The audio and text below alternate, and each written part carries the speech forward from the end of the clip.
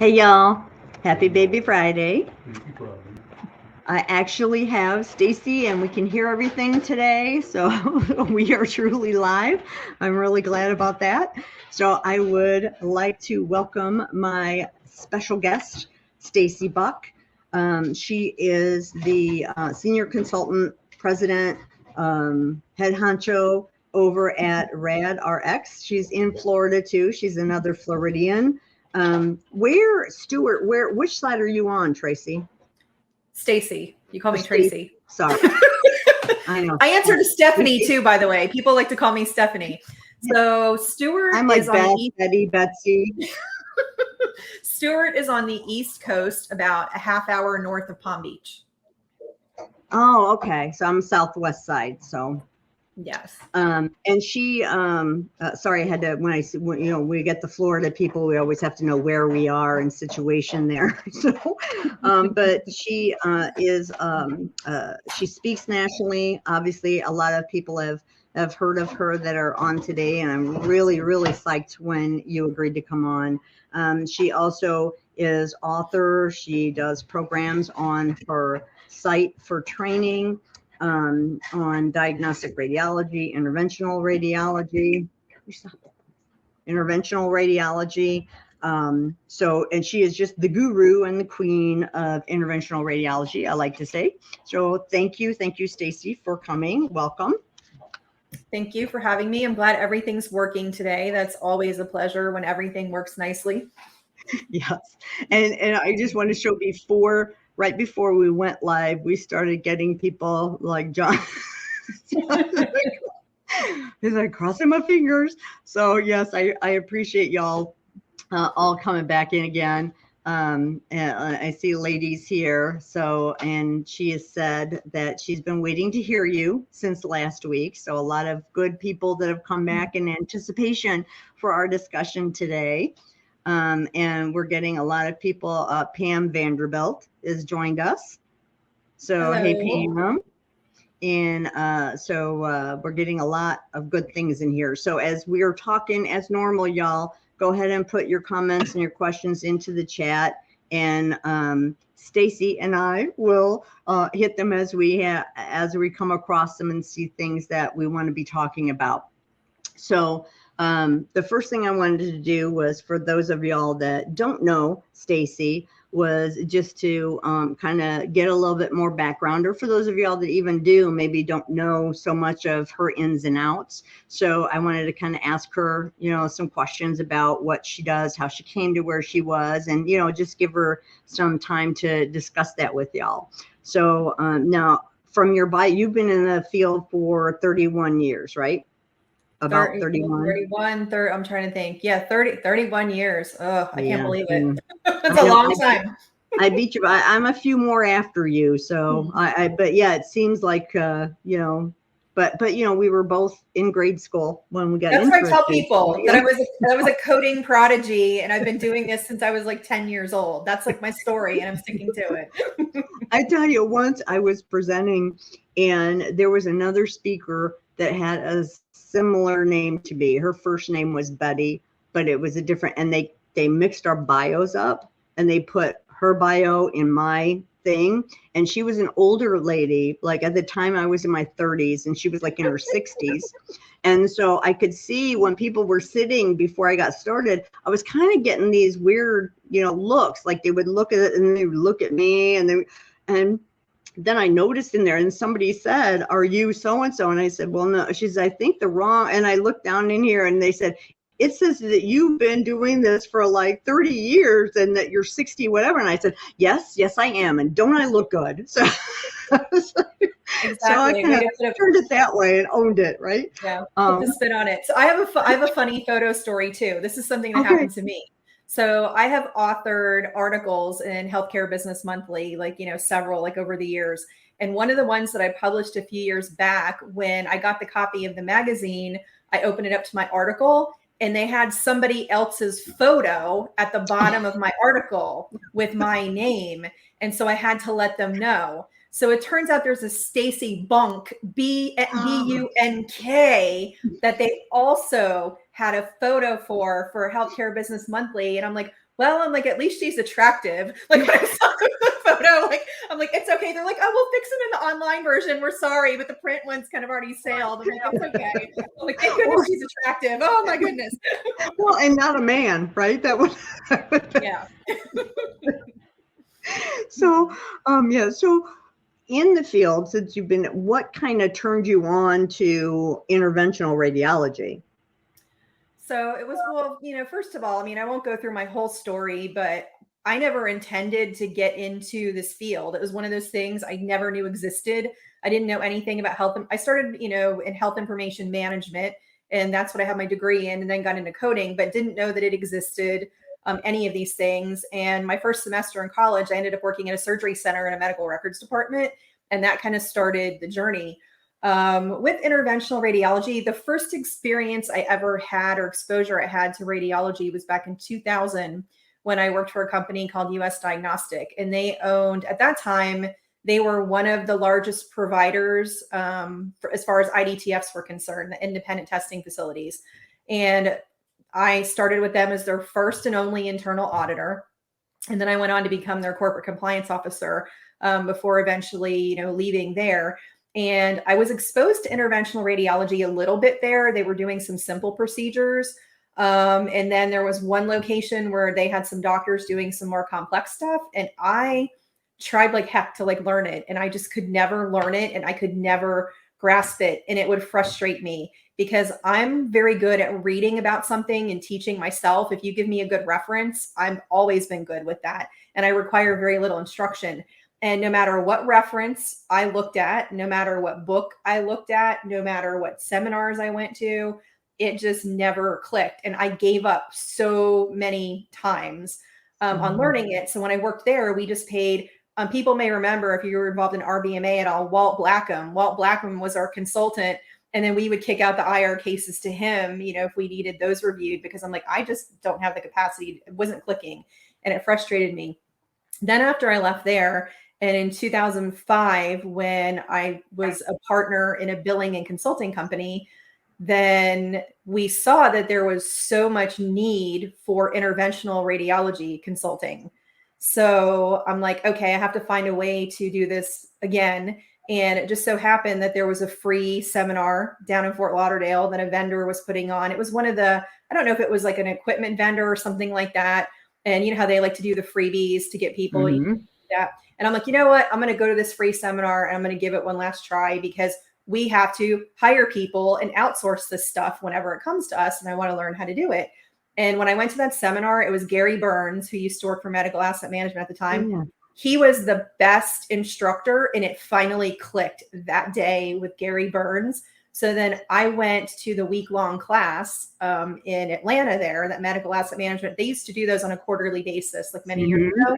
And for those of you who don't know, who are newer, before AAPC offered the CIRCC, it was Medical Asset Management who did the credentialing for IR, and that was the CIC. So I was a CIC through them. You would go sit in that week-long class. You would cram. So I'm like green. I have like no experience. I'm learning IR in 4 days, and you have to take the exam on the last day. And you got to catch a plane to go home on day. So you have like all this stress. You're tired and you're stressed because you got to get out of the room and go. And we had a class of 30. They would run 30 in those classes. Only 8 people passed that exam when we took it. But then when I retook it, I passed it. It was okay. I was okay enough. I didn't pass with a really high score, but I passed. And then I spent the next year with another experienced coder just auditing my work until I got comfortable with IR coding. And then I started teaching IR coding. It was like a year later, the Connecticut Hospital Association hired me to go to a 3-day seminar and teach, their members interventional radiology coding. So it was just that daily grind of doing it every day and getting that feedback from someone.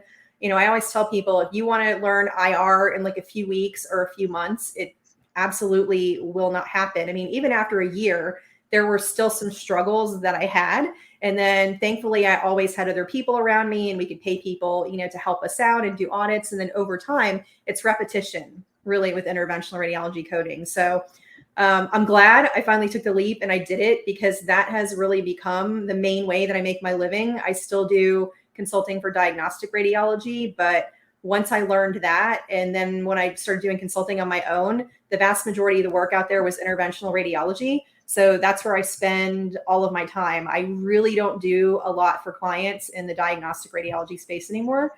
And I like it because it's very lucrative. It's a very high paid specialty as a coder, and it's even more highly paid as a consultant. Now I don't make Dr. Z money, okay, but I do pretty well. Yeah, and I took the medical asset management course too, and I passed that, and it was a very hard, long week. I remember that. And that exam was hard back then. It's way harder. I thought their exam was harder than the CIRCC exam ended up being, I think. Yeah. It was very hard. I remember coming out of there just, mind numbed and just thinking there was absolutely no way on God's green earth I passed that thing. That was like one of the hardest exams I've ever taken. So, yeah, definitely. So, from there, then you were working at the billing company. So then when did you found RadRx, your company now? Yeah, so I had always been doing a little bit of consulting on my own, like over the years, and doing side projects and whatnot. But I officially went full time with my business in October of 2008. So it's amazing how much it's changed and how much it has grown since then. I mean, if you would have told me back then what I would end up doing and how in some ways, it didn't meet my expectations. In other ways, it has exceeded my expectations, if that kind of makes sense, because you never really know. I mean, I always had these dreams of building like a multi-million-dollar company that I could turn around and sell.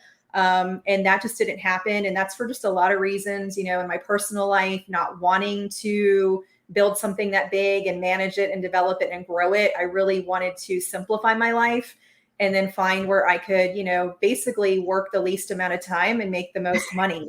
That's like my goal. I'm like, how can I make more money and work less? Like, that's really how I approach things. And so I'm pretty happy with that. I don't have the multi-million-dollar company, but I have a really good life. And, Betty and I were just talking before the program, the freedom that you have about being, with being an independent consultant, how you can set your own schedule, set your own hours, you choose your own projects.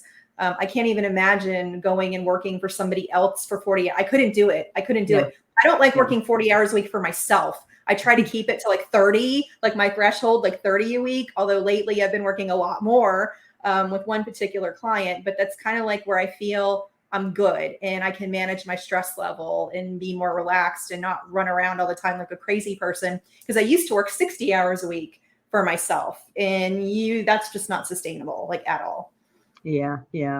I just wanted to, again, put up Kate had made a comment when you were talking about your teachers that, sometimes it just takes a great teacher. That's very true. Because material is the material. It is what it is. And that's one of the things, Stacie, I do hear about you, just to let you know, is how you teach and how people, after taking the courses that you have on interventional, that it's very user friendly. They can follow it, they can grasp it, they can intake it all, and so you are somebody that you had a great teacher and you seem to be able to pass that along, which is a great thing, because there's some people that can know things back and forth, but you just can't pay attention, or they don't speak well. It reminds me, I always give an example. Now, you've been to the CPT symposium, right, Stacie? I've never been to one, but I've been to enough coding meetings and I've heard enough coding speakers. So I think I know where you're going with your comments. Yeah, it is all physicians that speak. So you're thinking, well, great. They're all the guys that make the codes. And there was one physician, and he, I believe he was the anesthesiologist, but I just, I was sitting there, and it's like it was that monotone word for word reading from. It was just like, please, you would have to put toothpicks in your eyes to keep them open. I mean, it was like the worst. It's good information, but if you can't put it across right, people aren't going to get it. So, that's something that I think that you should be, very proud of. I know when I talk and people say, I spoke last night to an Alabama chapter on E&M, and a couple of the people made comments that, I made things clear to them that they just couldn't understand them, and how many times they hear it. That really makes me feel good, you know, and I'm sure, you know, that's one of the things why we do kind of the stuff that we do, why it kind of gets us excited, because it's really good and makes us feel good when people get these kind of things. And with interventional stuff, that's things that some people just get really scared of, and they don't want to touch it. They don't, you know, and it's a lot better than it used to be when we had you'd do an interventional case and you'd have like 14 codes, and, you know, 8 of them would have modifier 59, and, you know, people would be freaking out. Nobody wanted to touch it. It was just scary, you know. But I miss old school coding. I miss component coding. Like, I miss that, like, with the changes that they've made. I'm like, it's not as fun, and I don't enjoy it as much. But, you know, the biggest compliment people can give me, and I hear this a lot, is they're like, I finally had that light bulb moment. I had that aha moment. I get it. I've like connected the dots. Like, thank you so much. And that was me years ago. And so when I decided to how the education came about, because I'm most well known for my online course for interventional radiology. A lot of people come to that, you know, whether they want to get the CERC or not. Some people just want to learn IR. It was back in 2015, I believe it was, one of my clients, one of the people who worked there, she said, do you have anything to help me pass, you know, the CERC exam? Can you help me out? And I said, no, not really. And she's like, well, will you tutor me one-on-one? And if so, what would you charge? And I'm like, oh, let me think about it. And then I got back to her and I'm like, okay, let's try to do an 8-week boot camp and see what we can accomplish. So we would meet in the evenings. I think we did maybe like 2, 3, maybe it was 3-hour sessions, you know, for the 8 weeks. And then she took the exam and she passed it, and she did very well on the exam. And I was like, you know what? I think I'm on to something here. So I started running 8-week boot camps in the evening, would limit them to 10 people, and then they would fill up. There's only 10 slots and they would fill. And so it's like, how do you expand this to other people? And then the other issue is not everybody can do it in the evening. People want longer than 8 weeks, because even breaking it up into weekly 3-hour sessions for 8 weeks, it's a lot to cram into a short amount of time. So that's where it evolved into the fully on-demand online course, where it's the closest thing that you can get to being in the actual classroom with me. I teach it the same way online. I think the challenge with interventional radiology, when I hear people talking about it, is they're talking at you from slides. They're not showing you. They're not walking you through the steps of the procedure. They're not illustrating it for you. So you get lost in all of the details. So that's what I do in the course. And then the reference manual that I wrote, that came later. I think that came maybe like a year after I started doing like the boot camps. I'm like, okay, now we need to move to the book, and we need to give people a reference, because the references on the market were not filling the need for those really beginning coders. Like, I found the revenue cycle coding strategies book the most helpful when I started out, because it was the most basic, but it's still, I didn't feel was detailed enough. So I have my 800-page monstrosity that I created. And so I wrote the manual I wish I would have had years ago. So if I would have had my book and my course, I would have been able to learn interventional radiology in probably 4 to 5 months with like no problem, if I would have had that. So that was my goal, you know, in mind. How do I create the product I wish I had? What would have helped me? And there are a lot of people who try other things. They've never heard of me. I'm kind of like the small fish in the big pond. And eventually they find me and they're like, I wish I would have found you sooner. I spent all this time and money with other resources and I wasn't able to pass the exam, or I didn't have enough confidence to even try taking the exam. So it's been really great. And I mean, I love doing that. I mean, that's probably my most favorite thing to do is teach. So I still do live stuff, but the on-demand thing, that makes up a pretty good chunk of my business. I wish I would have thought of it sooner, because I had some lean years where I struggled as a consultant. And I'm like, if I'd have done this earlier, I wouldn't have had those lean years, because that's kind of like they're built in, like you can count on a minimum amount from that where you don't need to stress. So for a while, that was actually where most of my income was coming from, the majority. And now it's kind of flipped, and it's, you know, a portion of it. It's not the majority, but that's my choice, because I chose to take on more consulting. I had been limiting my consulting. So yeah, I mean, anybody who wants to get into education with technology these days, I mean, go for it. There is money to be made in the space. It's super easy to get started up, super cheap to get started up. And the return on, the cost is minimal. I mean, for my business, my costs are fixed. They don't really change from year to year, maybe a few $1,000s here and there, but then you sell more, you do more, profits keep going up. So it's kind of a nice little niche to be in. And I want to add more products and do more things, but my one client's keeping me so busy. I haven't had time to develop anything new.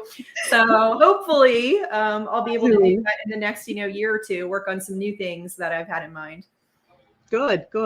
And I just wanted John, I just thought I had to share this. He said, IR is messy mainly because I cry messy tears when I read the op notes. Oh, yes.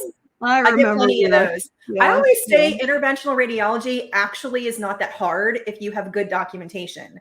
Yes. If the doctors are clear and it's very detailed, I think it's pretty easy. I mean, of course, I've been doing this like for all these years. So, but when I get reports and the documentation is unclear or a nightmare, I struggle with that. I can't even imagine a newer coder trying to decipher some of these reports and come up with the codes based on some of the documentation that I see. I mean, it's awful. I see the best to the worst to everything in between.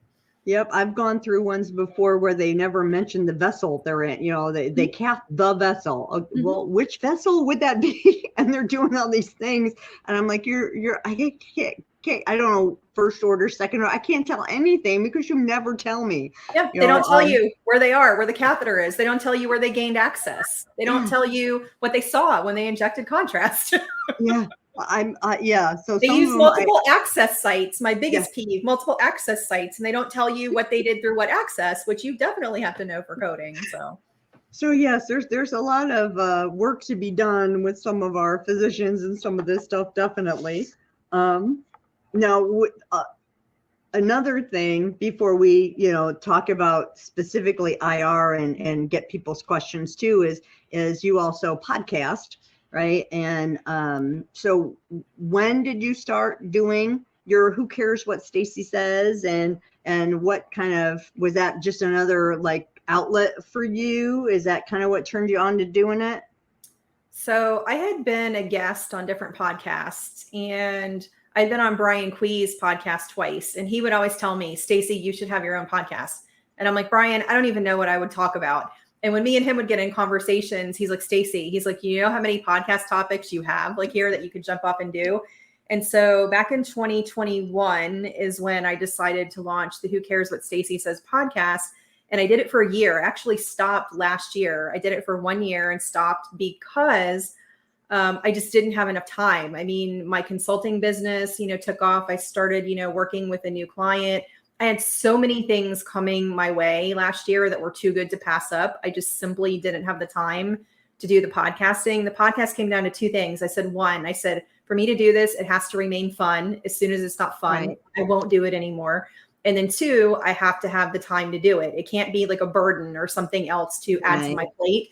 So when you're looking at things that you need to cut out to kind of prioritize, unfortunately, that was something that went by the wayside. So in the future, I might do it again. I focused more on like career advice, professional development. I didn't get into teaching, coding. I, find people like, oh, do coding. And I'm like, I can't get online and give you my secret sauce on everything for free. That I'm in a niche. I don't have a big, area to pull from to give you like free content as far as coding is concerned. Although I have an idea of something that I want to do on YouTube, and I've been wanting to launch it this year, but again, it's time. I haven't had the time to do it. But just to give you a little teaser, like I do want to do it. It may take me a little bit longer, but something about working through case studies on YouTube and that kind of thing is what I was thinking of doing, where you don't necessarily have to do it on a regular basis. That's the other thing. I got to meet this deadline. I have this scheduled, every 2 weeks. Even blogging. I want to start blogging this year. I have one blog post from the beginning of the year. I haven't blogged. I don't have any time. So it's just one of those things at the end of the day. I can't think about writing a blog post. I don't have anything left up here, to spend on a blog post. So, but I've got lots of ideas that hopefully, maybe if I don't get to them this year, I want to prioritize them for 2024 going into next year. Good. And I want to tell everybody, I put your, all of your information in separate into the chat there in LinkedIn. So here is Stacie's LinkedIn profile. And again, you don't have to try to, write these down. I put them in the chat so you can have them there. And there's how you can find her on Facebook. And also with Facebook, a couple groups. Now, are these your groups on Facebook? Yes, these are my groups on Facebook. It's a good place to come and network with other coders in, both diagnostic and interventional radiology. I don't go in there as much as I used to and answer questions just because, again, it comes down to just time with just my schedule being so crazy. And then the problem is if I poke in the evening, I'm on the couch with my iPhone, and some of these things I just can't answer and address from my from my iPhone. So I don't always respond, there, but I do pop in like here and there. Again, I like to get back to that and being like more interactive, out there. But the other coders help each other out. I mean, if you have a question, I see them answering for each other, helping each other out. If there's like a new case, honestly, there are some like cases people post there. I'm like, I don't even know how to code this. It's something new. Like with IR, where IR is so challenging is that the code set does not keep up with the technology and the advancement of these procedures that are being done, all these new percutaneous procedures. So you get these new things like to look at these new reports and you're like, I don't even know where to begin with this. And you're trying to make your best assessment because you don't have any guidance, but you either don't have codes or you kind of have some codes that you think, but you don't know how to use all the codes together in a particular scenario. And without our official coding advice, then we're making our best educated guess. Right. You do it with your specialties as well. It's the same thing of putting all of those pieces together. So that's something I wish they would come up with CPT codes for stuff quicker. Right. Yeah. Well, yeah. That didn't have to do the panel, the whole long drawn out process. Yeah. It takes, And then are they going to be category 3 where, then you have that to mess with? And sometimes it does take them a little bit long, I think, to get things going there. Now from an IR perspective, what do you think? I told you why I think people are scared of IR. It was like all the codes, and it just seemed, when I used to teach PMCC, cardiology was always the section that people would come up to me afterwards and say, that was really, really cool. Or they would say, I never want to see that again. It's just when you talk about interventional radiology and cardiology, it just seems that people get really scared of it. And so I try to do different things to make it not so scary. But I really find that a lot of people are very hesitant and scared of it. Do you find the same? And why do you think that is? Definitely. I find that whenever I, see newer coders who are just learning coding in general, they're learning all the specialties, they're learning all the chapters of CPT, all of them, when they hit that cardiology chapter and they're looking at those interventional radiology procedures, they're all like in a panic and trying to absorb those. And I completely understand that. I mean, I had that block as someone who was an experienced professional trying to learn that. I couldn't. And I can't even imagine being that brand new coder and then trying to comprehend that. And, there's just this level of complexity associated with interventional radiology and cardiology that's not there, I think, with the other procedures. I mean, I can't explain. I feel ortho's pretty complex. I mean, I've never done ortho, but from what I see, I'd say that's up there too. It's just interventional radiology with the component coding, obviously, assigning so many codes. But, people say, oh, well, isn't it easier now with all the changes they've made with the codes? And I say, not really, because you still have different rules depending upon the different area of the body that you're in. This is bundled here. This isn't bundled here. All of these different things. There's no consistent set of rules across a procedure type or an area of the body. It's kind of all over the place. So it's knowing that. And then it's also understanding the nuances and being able to look at the documentation and then make judgment calls. Like one thing that always is a point of contention, whether or not to code diagnostic angiography with a therapeutic intervention. And then what should I see documented? So when I do audits, I'm finding coders are leaving them off in some cases, and I'm coming back and I'm saying, you should put this on. And then I tell them why. Well, they're like, but it doesn't exactly say that. I'm like, it doesn't say it in these words, but if you've seen enough of these cases and you know the logic and you know that I have the ability to make that determination based on my experience. I get it where a newer person would be hesitant to be able to do that. And then you have other coders who just code it all the time. Yeah. And then there's no, and I'm like, well, no, you have to look for specific, there are certain scenarios where it's more likely that you'll be coding it most of the time. And then there are certain scenarios that are more likely that you will be coding it, you know, minimally. You won't see it a lot with those cases. So it's really learning that. And let's face it, the doctors don't say things exactly the way we would want them to say things. So we have to play detective and put together all of the pieces that they're giving us, maybe just saying it in a different way than what we would like to see in the report. And that's probably the thing I noticed with newer coders is that they're really looking for exact verbiage on things.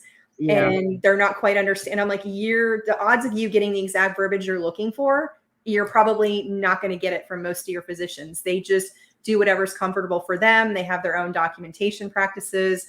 And I mean, there are some, you know, instances you can work with them on documentation improvement. I have some doctors that are very receptive to it. They want to know what to do. Where I always get a little scared though, when talking to physicians is they're like, tell me what to put in the report so I can get paid. And I'm like, that's not the objective here. We're talking about medical necessity. Is the service, is this extra service that you could build for, is it medically necessary? If so, we need to document that and then you can code it and you'll get paid for it. You cannot just put this language in the report to be able to code it and get the additional reimbursement for it. And some doctors, if I give them examples, I've shied away from that now. Like, can you give me, because you know what they'll do? Doctors want to plug it in a template. And I'm like, So I didn't tell you to do that. I'm giving you an example of what it could look like. I didn't tell you to put it in your template. Yeah. I've come across that kind of stuff too. But it's hard when you work with them too, as you said, with the stuff that changes. And, you know, you get physicians that have been educated all over the country too. So what they do, you know, in certain facilities and how they call things and name things is all going to be different. You know, so I tell people from the coding perspective when they're talking about things, I'm like, if you need black and white, you need the rule. There are certain pieces in coding that you are not going to be happy with. E&M is one of them. You know, you can always be, but what if, and every time your answer is going to change. You know, it's great. There's a lot of gray areas, you know, and there's some other places where it is what it is. It says it, it doesn't say it. You get it, you don't get it, you know. And I find IR is another one where it's half and half. You know, I mean, they're very specific as long as the documentation matches. You know, you can get it, but there's also still, like the diagnostic you were talking, there's also still those weird areas where it just flows back and forth. So, you know, which brings me to the, you know, what do you think would make, you know, for people that are on, and people, if y'all have questions about this, you know, throw them out there. You know, what would make somebody a good IR? You know, what kind of person would make a good IR coder? Yeah, it's definitely attention to detail. For sure. I mean, you have to dig into the details of the report. And I think that's probably the biggest struggle with coders when they're learning IR is taking that report that can be very lengthy and then deciding what's pertinent to coding and what is not pertinent to coding. And then honing in on those things that are pertinent to coding, because there's a lot going on in that report that will not generate a code and has nothing to do with the coding. So I think that's part of it. And you have to be accustomed to seeing your documentation differently. Like some surgical procedures, when you get an operative report, even from physician to physician, there's not a lot of variation. There's a lot of standardization. You know it, you see it, you know it. That is not the case with interventional radiology. And in working, you know, with, you know, certain people through my clients, when they're learning interventional radiology coding, you know, they'll set up concurrent auditing, you know, through me, and I like audit the work. And then sometimes I've had situations where the employers are frustrated that the coder isn't coming along quick enough. And I have to explain that's because the reports that they're getting every day, it's not like the reports that you get on Tuesday are identical to the reports that you got on Monday. There's a lot of variation, you know, in interventional radiology procedures. And then the ones you get on Wednesday could be very different from what you had on Monday and Tuesday, because there is so much variation in how the procedures are done. Even with the same physician, depending, there's anatomy, there's variant anatomy, that's going to affect the coding in a lot of cases. So there are so many different pieces of the puzzle you have to keep in your head. I mean, you have to be really strong on anatomy and physiology, vascular system, you know, in particular, where other specialties, if you maybe don't have a strong of A&P knowledge, you can kind of, you know, wing it a little bit. I'm not saying that it's not important. Every coder needs it, but some it's more straightforward and it's easier than others. And then, you know, clinical knowledge, if you have that, you know, anywhere, that's always helpful to a coder. If you can gain any type of clinical knowledge to help you get some insight into the procedures, why they're being done. Particularly, I know some people are like, oh, as a coder, I'd love to go in and watch them do the procedures in the room. I've never done that. I don't want to do that. I don't want to be anywhere near a patient in a procedure room. I would have anxiety over that, and I wouldn't enjoy it. When I used to work in a hospital many years ago as I worked for HCA years ago, right out of college as a revenue analyst. And I used to do charge audits for the hospital. And they told me, they're like, you can, you know, scrub up and go into the OR and you can watch. So, you know, I'm like, no. Thank you for the offer, but I am not doing that. I'm like, I can't. I can watch it on TV, but I can't see it in front of me. There's just something about that. I'm like, no. Yeah, I've done that and I really enjoy it. So I'm one of those people. Some people do. Yeah. So I've been in the cath labs and watched different surgeries take place. And for me, I think it's helpful. And I tell people, if you can take it, it's helpful because you get an idea of the complexity of what's going on. And that, why is this procedure worth so much more than this procedure? You know, if you can kind of really see what's going on in there, you get a better understanding of, you know, what they're doing. So I enjoy that. So yeah. Well, now we have YouTube. Years ago, we didn't have YouTube. Now you can see how a lot of things are done on YouTube and you get an explanation, but I'm like, yeah, I don't want to be in a room. No, that's too, no. And another thing I found with the reporting from coders is that interventionalists and cardiologists, they tend to do theirs backwards. Like they'll put their findings and then they put, you know, like when they do their SOAP notes, they kind of do the assessment and plan first and then do the other. And some of them with the interventions, it falls that way. And something small like that, I have found really throws people off when they're going through the reports. So I'm just like, well, you know, you do have to not be that regimented when you're looking at things, and that just not with IR, with anything, you know, you are going to drive yourself bananas in our field if, you know, you're that regimented. Yeah. Every doctor has their own way of doing things, their own preferences. And then I don't know, like about you and like your specialties, but this whole thing with like the structured reporting, I do not like it for interventional radiology. I do not like it because I don't feel that it has the level of detail that we really should be seeing. Some are better than others, the structured reports, but I like the old school physician dictating the operative note on what he or she did and not trying to decipher a structured report, because you don't necessarily always know where the catheter was for the contrast injection, which is important to coding.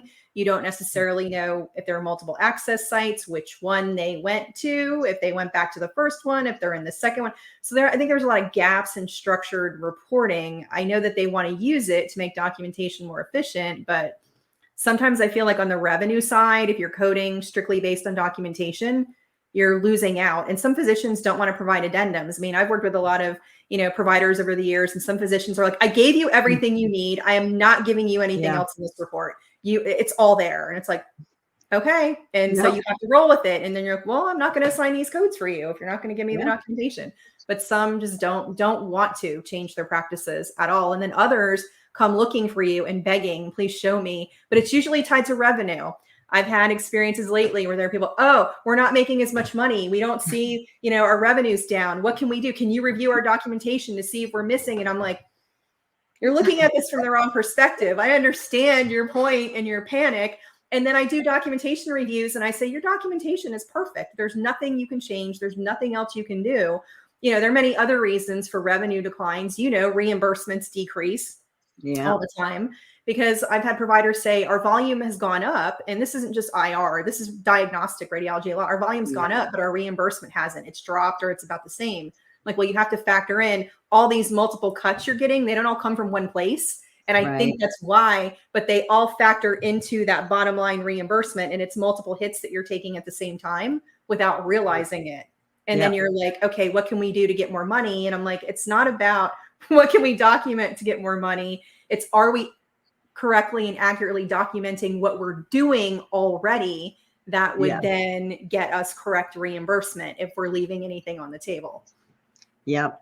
And I find that when I look at records, there's a lot of that, where especially when the physicians and APPs are doing their own coding, where they just don't realize some of the revenue opportunities that are there, which in IR, I have had some doctors that have done their own coding, and I have others that absolutely don't want to touch it. They're just like, no, I don't want to do that. Yeah. So this is one of the specialties where, for the most part, the physicians don't want to touch it.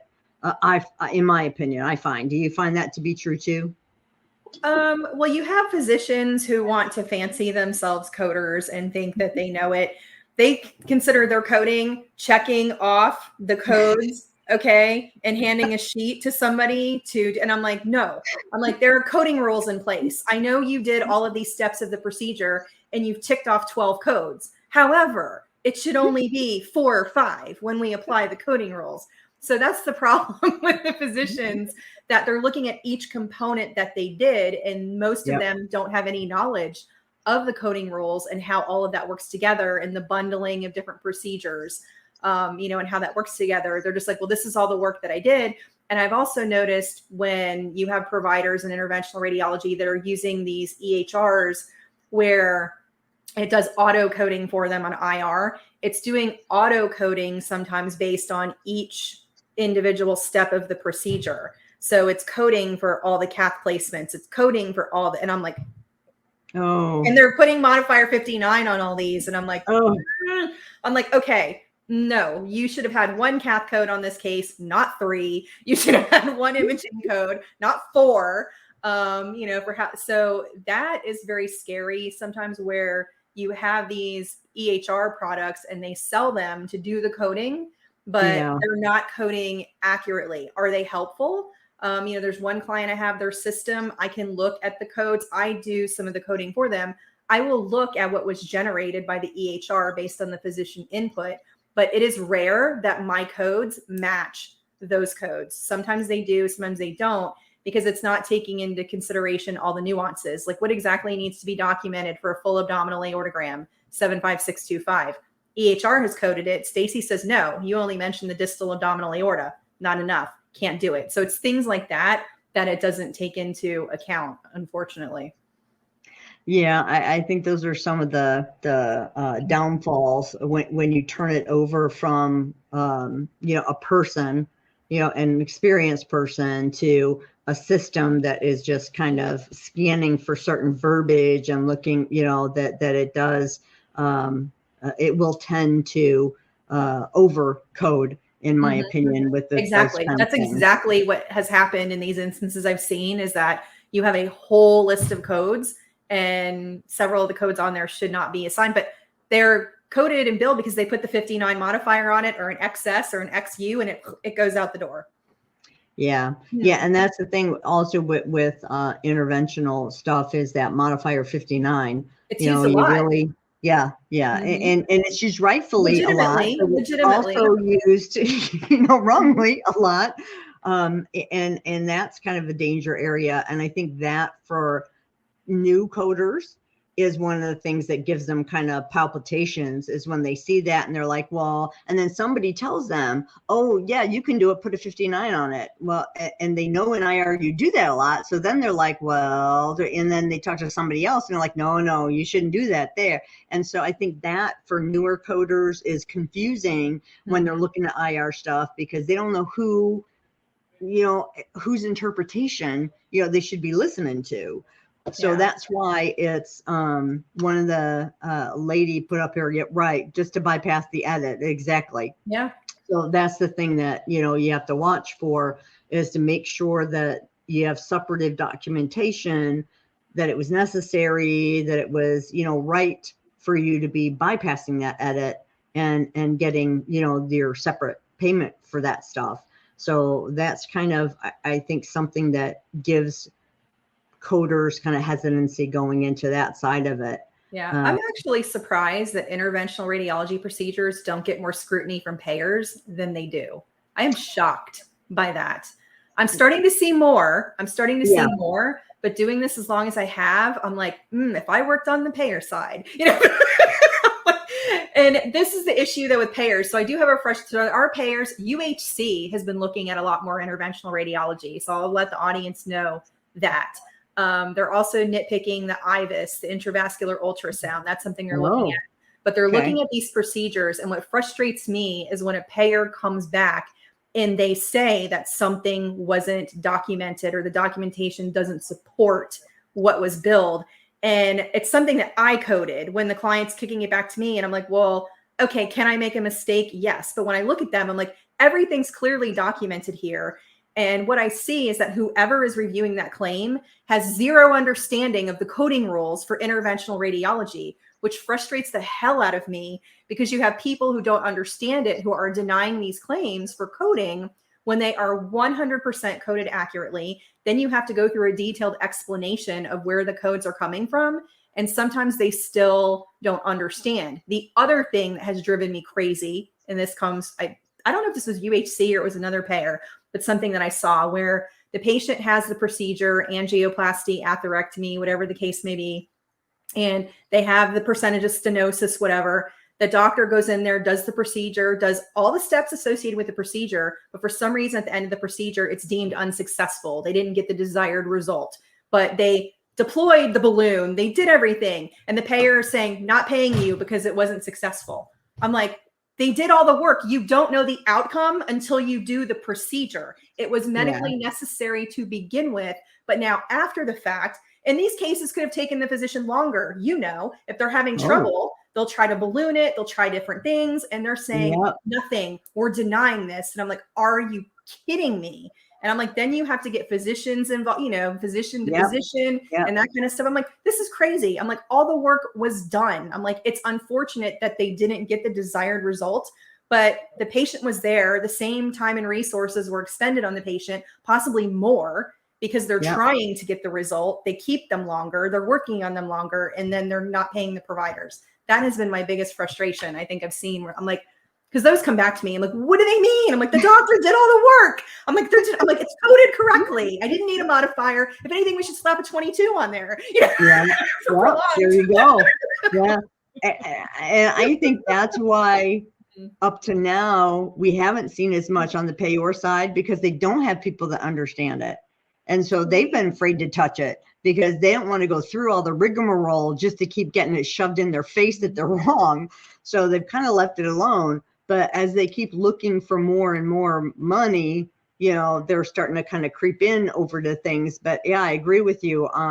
In some of the different specialties I do, when we're looking at payor take back requests and other things, and them denying things, I'll go to them and we'll say, well, do you have somebody? Is the person that looked at this somebody that knows this specialty? And most of the time, no, it's not. So that's where the issue comes back, where you can go back at them. It's apples and apples. You got apples and oranges. If you have somebody that has no knowledge looking at this, they're keying on some certain word that they want to see, and if they don't see that word, then they throw it out. So yeah, that definitely is a frustrating point. and I don't, unfortunately, it's just something that I think we have all learned to deal with, and just kind of put it in as part of what we're, having to go through with what we do. But it's not right. I totally agree with you on that. So the last thing I wanted to talk about that you brought up to me to talk about, which I think is a great idea, was AI, and how AI can be used and is being used in radiology and other specialties. But since we're talking about radiology, for like coding and doing things like that. So from that perspective, how much of that are you seeing? And you brought up a really good point when we were talking, beforehand, about computer assisted coding versus AI. So for people that are watching or listening, AI is being spread out, and as we've seen all over the TV, and a lot of people on LinkedIn have been making comments about it. It's in healthcare, and it's in coding, and it's in our side of it and what we're doing, and it's there already. So if you kind of think about that CAC, or computer assisted coding, that was more heavily used on the facility side, there's kind of differences between that and what AI is, which is kind of a step up or a step above kind of what that concept was. But you're seeing that and assisting with that in the diagnostic and radiology space. So can you, kind of go through CAC versus AI and kind of, where you see this going? Yeah, so I'll talk a little. I mean, I usually ask people usually ask me, let me rewind there, about the effect it will have on coders in the future. It was a couple months ago when I had returned from the Radiology Business Management Association conference in Hollywood. I made a post on LinkedIn about how I had been working with Maverick Medical AI for the past 2 years to build their autonomous coding solution for diagnostic radiology. And some of the feedback I got is, don't you feel that you're taking jobs away from coders? So I guess some people would see me as a traitor, okay, to be working with the company. But here's the thing, this technology is coming. We have no choice. You have to embrace it, and you have to adapt, or you're going to be left out. This isn't something that we can stop no matter what we do. So what I like about working with the company is that, I serve as their subject matter expert for diagnostic radiology. And I like the fact that they came to me and have a true SME helping them build this. I started working with them 2 years ago.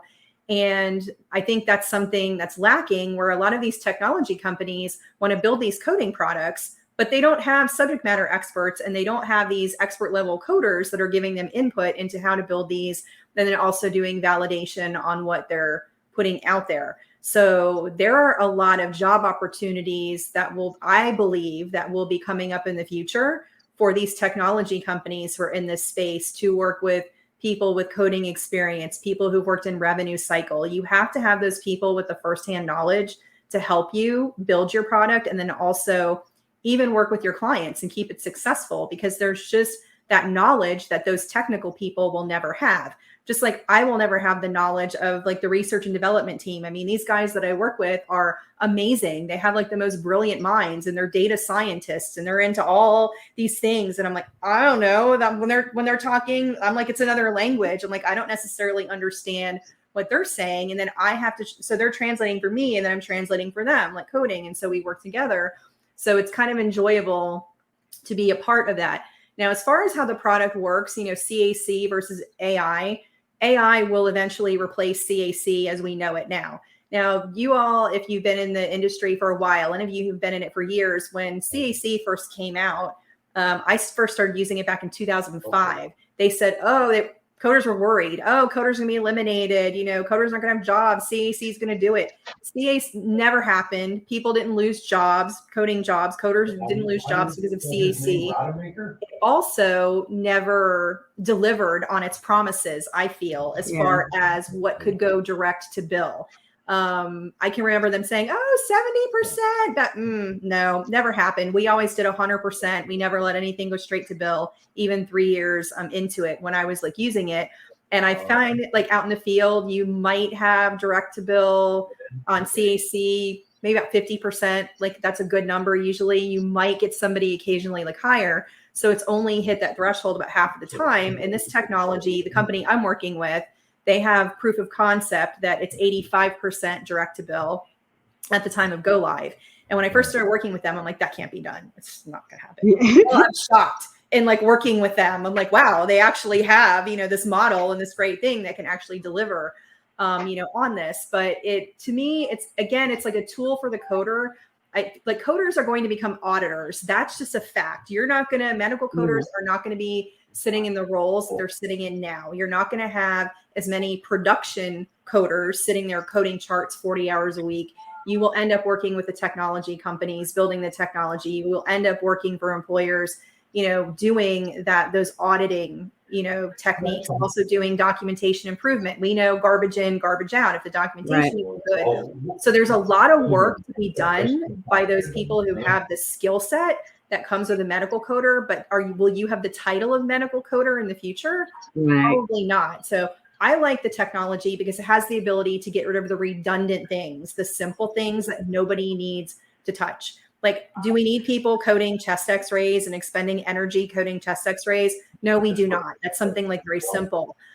So, the technology is in its newer stages, but over time, will it be able to code more complex things? Absolutely, over time. Do I think that's going to happen anytime soon? I do not. So I think everybody can like breathe like easy because I see what, I see what the different companies are doing, and it's just the technology isn't where it needs to be.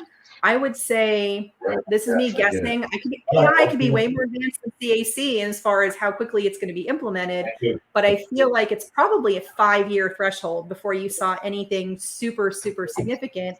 And then you also have to, realize it's implementation. Providers implementing this. Are they going to spend the time and money to implement it? Do they have the budget to implement it? Yeah. There's supposedly a big return on investment for these and every company's different. I can't say what the ROI would be with the different companies, but there's a lot of factors there. And I know in working with large health systems, even to get my contracts approved, oh my gosh, it takes forever. So when you're talking about a major capital expenditure, it takes years for them to even budget for it and stick it into place and do anything. So I don't see it having a large impact anytime soon. But I just always tell coders, always work on building your skill sets, like learn new specialties. Go to those complex specialties that AI will have, like IR. I want them to do this in this space. I'm like, please, guys, can we build something for IR? I want to try this. I want to try to make this happen because it would be really exciting. But go to those other specialties that wouldn't lend themselves as easily to automation. That's something you can do. And then clinical knowledge, again, that's always key. And, I'm so happy we live in the internet age and we have all this access to free information. I mean, honestly, I don't think people need to go to college anymore. I think you could learn everything you need to, like on the internet. Like seriously, there's so much free information, out there. If you're that go-getter, self-motivated, self-taught person, there's so much out there. So it's really just learning to adapt, but I don't think it's going to be a quick transition. I know people look at ChatGPT and things like that, and that kind of scares them. ChatGPT and medical coding, two different things. We can't even, it's like apples and oranges as far as that's concerned. Although ChatGPT, I'm very impressed with what ChatGPT can do with the little bit that I've played with it, how it writes things, which is amazing. And I remember this is kind of like something I was just doing for fun. I wanted to send somebody like a funny golf poem for their birthday, to a golfer. I'm a golfer, and my friend, who's a golfer. And I asked Chat, it gave me this really long, funny golf poem. And I'm like, let me try. It gave me another one completely. It kept spitting out. I'm like, how does it do this? I'm like, I don't even know. So that was pretty cool. Yes, that is. And we have a couple comments. Lady said, she thinks that AI is here to stay, but we need to be careful how we utilize it, which is agree. And that, again, she further, said about AI, needing that human component, because, just like people, the accuracy is going to evolve and things like that. So, I don't think it's coming for your jobs like tomorrow. But always, as Stacie said, it's a great idea to keep updating things and learning new things, networking, as we always talk about on here. are all good things so that you hear about where it's going, what's coming up, and, what you need to kind of get your eyes on and kind of get involved in.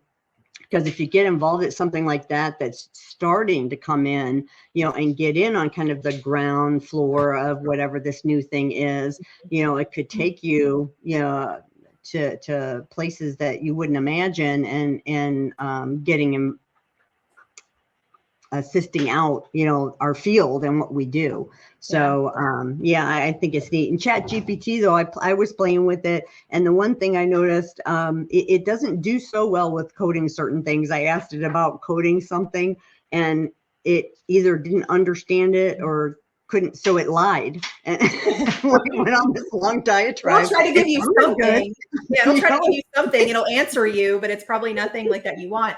But so I just want to quickly give out like a plug to like being like on LinkedIn. Okay. Getting on LinkedIn is so important in networking there and like seeing what, different thought leaders are posting, keeping up with the things that are happening in the industry. And then also it's a way to elevate your profile.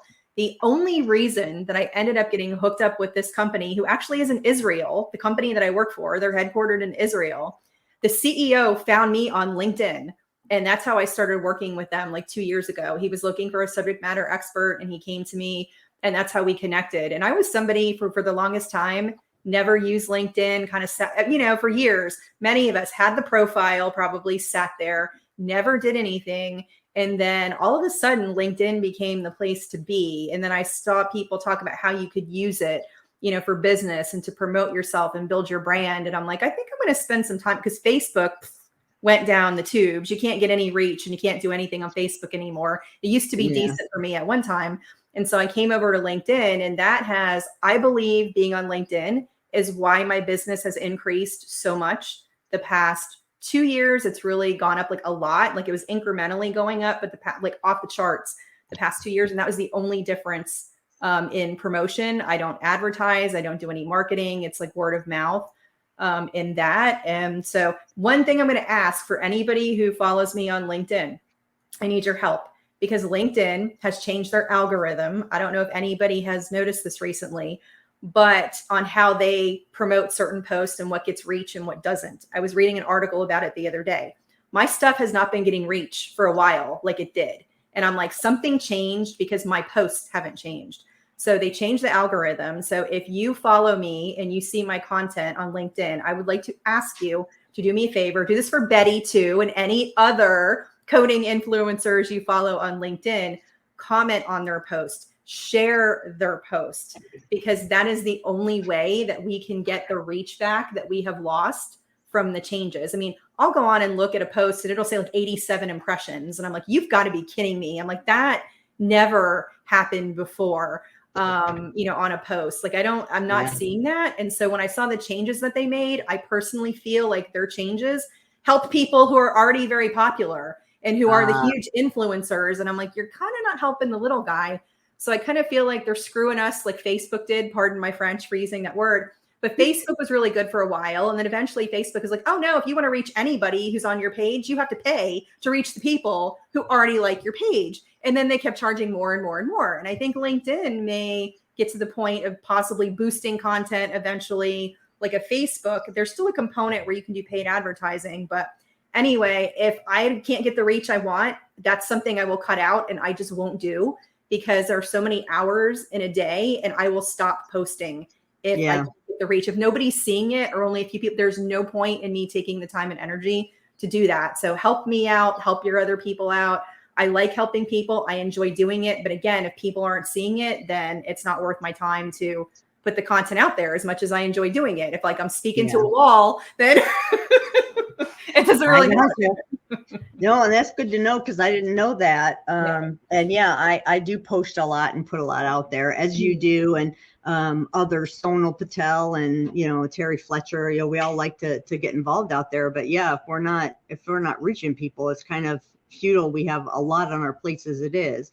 So I always enjoy when people comment and do stuff. The likes don't even really seem to do it. It's the sharing. And if you share, they want to see that you are making a comment about the share, not just merely sharing.